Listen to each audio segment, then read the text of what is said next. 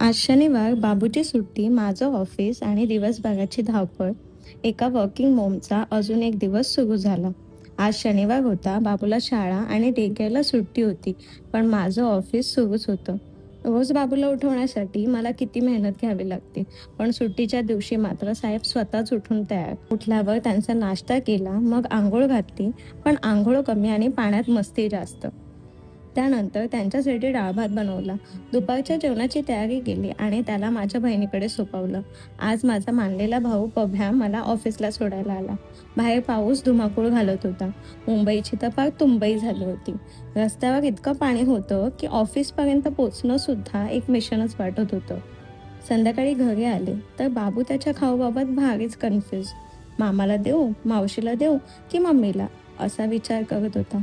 पण हातातला मात्र खाऊ कोणालाच द्यायला तयार नव्हता. मग आम्ही मस्त गरमागरम चहा घेतला. तेवढ्यात कळालं की पभ्याची ॲक्टिवा पाण्यात जवळपास बुडालीच होती. सुदैवाने त्याने कसंबसं बाहेर काढलं. घरी आल्यावर मी जेवण बनवायला घेतलं आणि इकडे साहेबांनी पेनची शाई हाताला लावून ती घरभर पसरवली.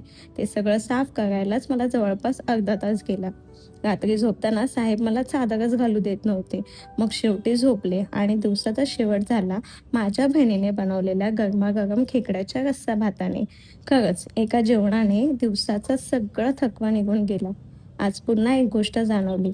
आईला सुट्टी नसते, मग तो सोमवार असो किंवा शनिवार. आता वाट बघा डे 7ची, कारण उद्या आमच्या घरी खूप दिवसांपासून वाट पाहत असलेली एक गोष्ट अखेर येणार आहे आणि त्यासोबत एक खूप खास व्यक्तीही घरी येणार आहे. नेमकं काय ते भेटूया डे 7मध्ये.